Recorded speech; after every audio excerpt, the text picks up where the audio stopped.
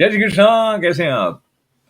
आपके साथ आज गीता माता का ध्यान करने से पहले एक बात आपसे ये निवेदन करना चाहता हूँ कि आज का जो ये हमारा एवरीडे गीता का 9वें अध्याय के 27वें और 28वें श्लोक के साथ जुड़ा हुआ क्रम है, उसमें आप अंत तक जुड़े रहिएगा क्योंकि आप मालामाल हो जाने वाले हैं।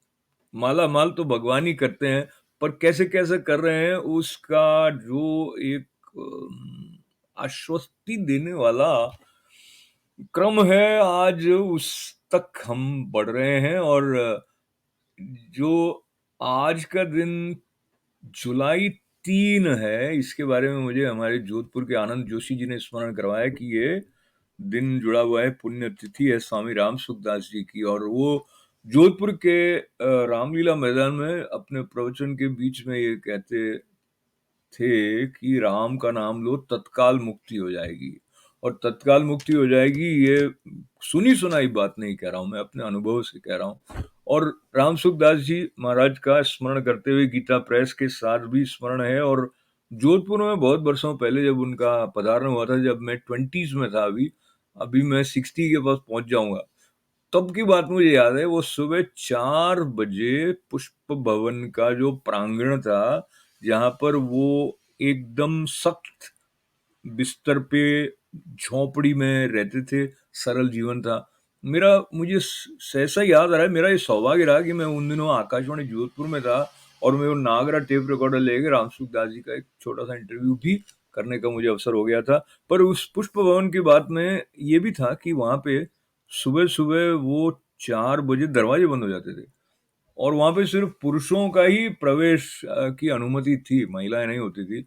और सुबह सुबह राम सुखदास जी के साथ में वहां जो हरि शरणम का जो गान होता था, हरि शरणम, हरि शरणम, हरि शरणम, हरि शरणम, तो समझिए लगभग 40 वर्षों से मेरे साथ भी ये गूंजता रहा समय समय पर। तो संतों की वाणी में वो अमोघ शक्ति होती है कि वो हमारे अंदर ऐसा एक पावन करने वाला संस्कार सहज ही छोड़ देते हैं, जिससे हमारे जीवन का कल्याण होता है। तो संतों के चरणों में प्रणाम अर्पण करते हुए प्रारंभ कर लिया जाए 27वां श्लोक, और फिर करते हैं और चर्चा। यत्करोषि यदश्नासि यज्जुहोषि ददासि यत् यत्तपस्यसि कौन्तेय तत्कुरुष्व मदर्पणम। तो इसमें क्या है कि स्वकर्म जो है वो भगवान को अर्पित करने की आज्ञा और उसका फल बताया गया है। तो अर्थ है, हे अर्जुन, जो कर्म करता है, जो खाता है, जो हवन करता है, जो दान देता है, जो तप करता है, वो सब मेरे अर्पण कर। अब ये बात साक्षात पद्मनाभ कह रहे हैं। देखिए, इस बात के अंदर ये भाव अंतर्निहित है कि पहले तो आपको ये बोध है कि ये कौन सी अखंड चेतना श्री कृष्ण रूप में आपको संबोधित करके ये कह रही है कि जो कुछ भी कर्म करता है वो सब मुझे अर्पण कर।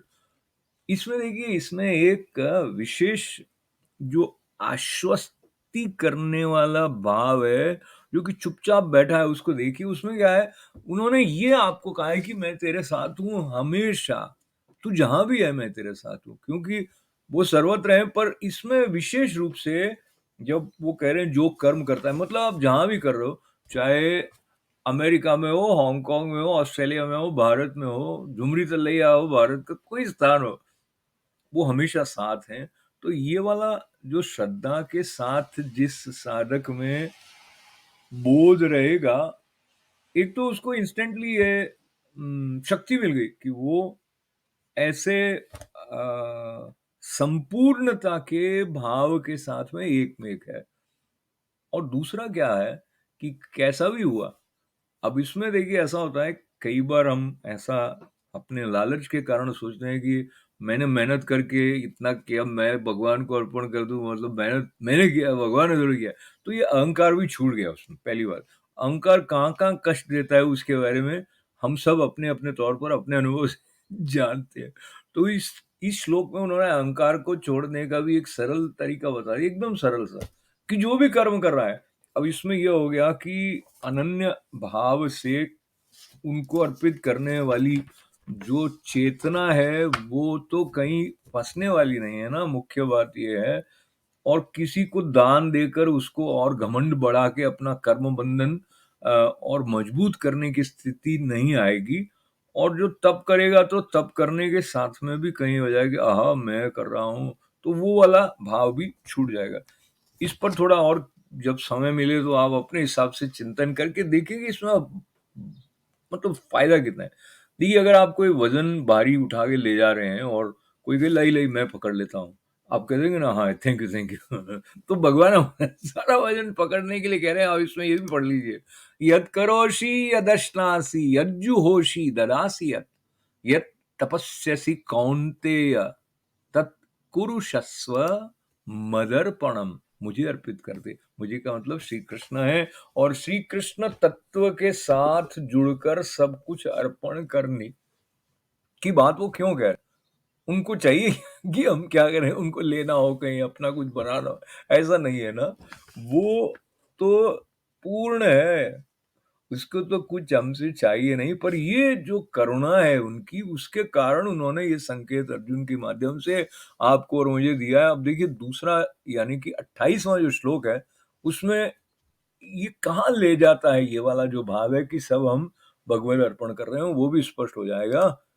शुभाशुभ फलैरेवम् मोक्षसे कर्मबन्धनेः संन्यास योग युक्तात्मा विमुक्तो मामुपैष्यसि। इस तरह से क्या होता है कि जिसमें समस्त कर्म मुझ भगवान के अर्पण होते हैं, ऐसे संन्यास योग से युक्त चित्त वाला तू शुभ और अशुभ फल रूप कर्म बंधन से मुक्त हो जाएगा, मुक्त होकर मुझको ही प्राप्त होगा। तो इन दो श्लोकों में साधना की पूरी श्रेणियां, वस्तुतः कहते हैं कि गीता जी का प्रत्येक श्लोक अपने आप में परिपूर्ण है, पर ये दोनों आप एक साथ देखेंगे तो ऐसा लगेगा कि एकदम कुंजी मिल गई आपको। जीवन को मस्त ढंग से आनंद पूर्वक जीने की, अपनाने की जो कला है, वो इन दो श्लोकों में भी भगवान ने अ, और कुछ बातें ऐसी जो इसमें दोहराई गई हैं, पर वो दोहराते इसलिए ताकि बात पक्की हो जाए, या वो ऐसे संकेत को और स्पष्ट कर देते हैं जिसका बीज उन्होंने पहले आरोप उसका आरोपण किया होता है। तो ये दूसरा श्लोक फिर से देखें, मतलब 28वां श्लोक, शुभाशुभ फलैरेवं मोक्षसे कर्म बंधनेः संन्यास योग युक्तात्मा विमुक्तो मामुपैष्यसि। और जो 27वां श्लोक है ना, बहुत अच्छा है। देखिए देखिए, यत् करोषि यदश्नासि यज्जुहोषि ददासि यत्, यत् तपस्यसि कौन्तेय तत् कुरुष्व मदर्पणम्। तो भगवान को अर्पित करने वाली बात को लेकर जो संतों की वाणी से बातें आती हैं, वो कहते हैं जब आप स्वयं को समर्पित करेंगे तब आप आध्यात्मिक पथ के ऊंचे सोपान जो है उनको चढ़ेंगे, और जिसका देने का स्वभाव होगा उसकी गति होगी। जो लालची होगा, मुझे चाहिए, उसको अधिक घर्षण का सामना करना पड़ेगा। कर्म, चिंतन, भाव, प्रभु सेवा, ऐसा हुआ कि पूरा जीवन ठाकुर जी के लिए किया, भगवान को समर्पित कर दिया। और जब अहंकार रहित होकर कर्म किया जाता है तो दिव्यता में वो साधक रूपांतरित हो जाता है। ईश्वरार्पण बुद्धि से पुनर्जन्म न हो, ऐसी स्थिति अभेद ईश्वर से हो जाने के कारण हो जाती है। और इस तरह के उदाहरण हैं कि नदी जाती है अपने अपनी रास्ते रास्ते, फिर जाके सागर में मिल गई। अब नदी कहाँ गई? सागर हो गई ना। तो वो जो ऐक्य वाली बात है, वहां पर नाम और रूप नहीं रहता है, और अहंकार को पोषित की हुई इच्छाओं के द्वारा जो तनाव होता है, व्यग्रता होती है, उग्रता होती है, एक ऐसा वातावरण मन में बन जाता है जो कि बेचैन करने वाला होता है। उससे मुक्ति पाने के लिए अपनी जो इच्छा है वो भगवद इच्छा में अर्पित कर दें, तो इंडिविजुअल विल को कॉस्मिक विल में विनिर्युक्त कर दिया। जैसे कि तन्मे मनः शिव संकल्पमस्तु, ये जो बात है, यज्जाग्रतो दूरं मुदैति देवं तदौ सुप्तस्य तथैवैति दूरंगमं ज्योतिषां ज्योतिरेकं तन्मे मनः शिव संकल्पमस्तु। अब चलते चलते तीन बातें और हैं जो संतों की वाणी से आई हुई हैं कि अर्पण करने की भी कुछ मिनिमम क्वालिफिकेशन होती है। हर एक अर्पण कर ही नहीं सकता है। मतलब कह तो सकते हैं कि मैंने अर्पित कर दिया, लेकिन सचमुच में है कि नहीं, तो उसकी ये भी एक कसौटी है कि जिसमें मैंपना नहीं हो, करने वाला मैंपना कि मैंने किया, वो कर्तृत्व की भावना न हो, वो एक बात हो गई। और फिर वो जो पूर्ण है, ओम पूर्ण मद, उसका बोध। और फिर तीसरा कि उसको देना है तो उससे प्रेम है, जिसको देना है उस पर प्रेम होगा तभी दिया जाएगा, ऐसा संतों ने कहा। और भगवान सबको सब दे रहे हैं, पर जिसकी जितनी योग्यता होगी उतना वो ग्रहण कर पाएगा। तो हम गीता माता के साथ उनकी शरण लेकर ऐसी प्रार्थना करते हैं कि हमारी भगवान के प्रसाद को लेने की जो पात्रता है वो इतनी है तो इतनी हो जाए, इतनी हो जाए, इतनी हो जाए, बढ़ती जाए बढ़ती जाए। तो बढ़ते बढ़ते जो पूर्णता का प्रसाद हमारे पास आया है, उसके लिए कृतज्ञता के साथ में ओम पूर्णमद पूर्णमिदं पूर्णात् पूर्णमुदच्यते पूर्णस्य पूर्णमादाय पूर्णमेवावशिष्यते। ओम शांति शांति शांति। सबका हो मंगल, सबका हो कल्याण। जय श्री कृष्ण।